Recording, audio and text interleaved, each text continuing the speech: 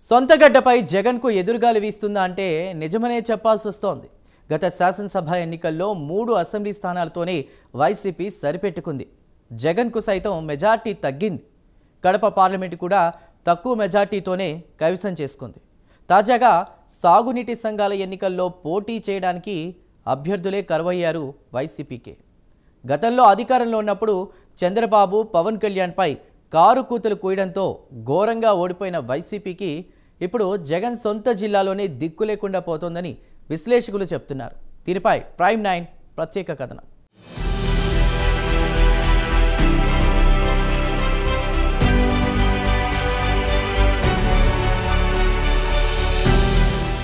రాజారెడ్డి కాలం నుంచి కడప జిల్లాను రాజకీయంగా తమకి అనుకూలంగా మలుచుకున్నారు. నయానో భయానో ప్రజలను తమ వైపు తిప్పుకున్నారు. రాజశేఖర రెడ్డి హయాంలో కూడా రాజకీయంగా తమకంటూ ఒక వర్గాన్ని తయారు చేసుకున్నారు.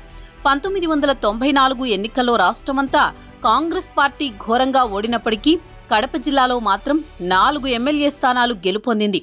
తమకి అనుకూలంగా లేకపోతే సొంత పార్టీ నేతలను సైతం ఓడగొట్టే నైజం వైఎస్ కుటుంబానిదని ఆ జిల్లాలో టాక్. ఇక రాజశేఖర్ రెడ్డి ముఖ్యమంత్రిగా ఉన్నప్పుడు కూడా జిల్లాలో వైఎస్ కుటుంబానిదే హవా నడిచింది. ప్రతిపక్షాలకు స్థానం లేకుండా చేశారు. రాష్ట్రంలో టీడీపీ గాలి వీచిన సమయంలోనూ కడప, రాజంపేట ఎంపీ స్థానాలు కాంగ్రెస్కే దక్కేవి. అలాంటి రాజకీయ పరిస్థితులను సృష్టించుకున్నారు వైఎస్ కుటుంబం.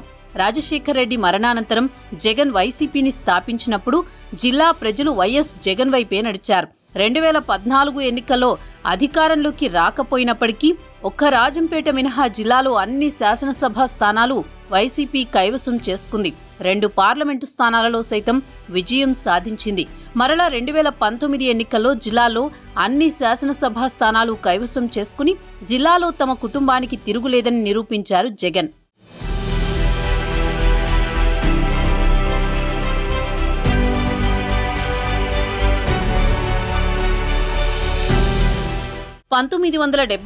నుంచి పులివెందుల నుంచి వైఎస్ కుటుంబ సభ్యులే శాసనసభకు ఎన్నికవుతూ వస్తున్నారు.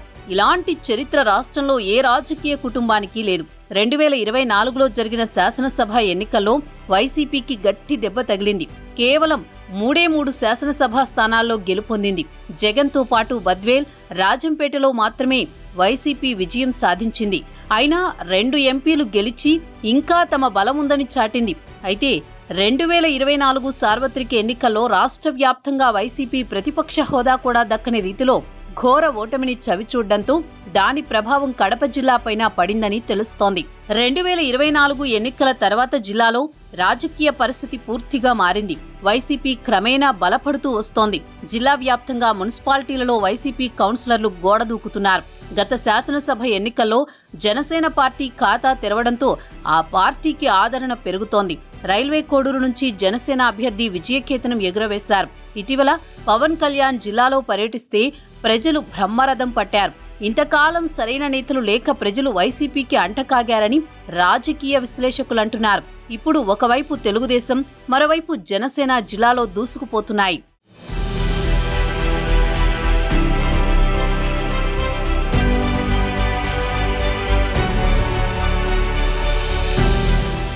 ఉమ్మడి కడప జిల్లా అంటే వైఎస్ కుటుంబం కిల్లా అనే రోజులు పోయాయని తాజా పరిణామాలతో అర్థమవుతోంది.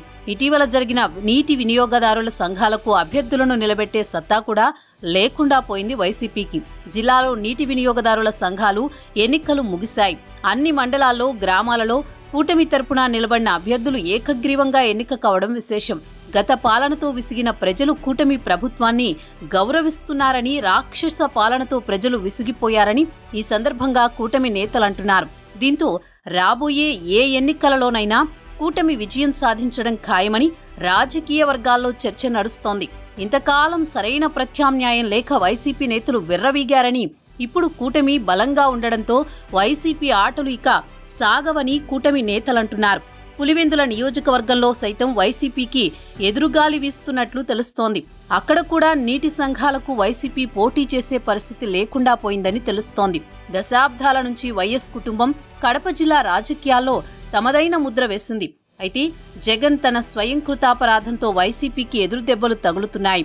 సొంత బాబాయ్ వివేకానందరెడ్డి హత్య జగన్కు అసనిపాతంగా మారింది. దీంతో కుటుంబ సభ్యులు అంతా జగన్కు వ్యతిరేకంగా మారారు.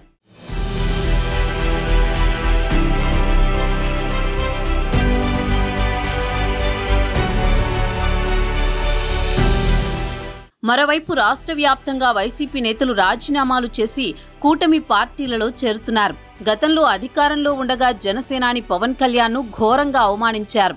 పవన్ కళ్యాణ్, నాగబాబులు సొంత జిల్లాలో ఓడిపోయారని ఎద్దేవా చేశారు. పీఆర్పీ సమయంలో చిరంజీవి సైతం సొంత జిల్లా పశ్చిమ గోదావరి జిల్లాలోని పాలకొల్లులో ఓడిపోయారని వెటకారం చేశారు వైసీపీ నేతలు.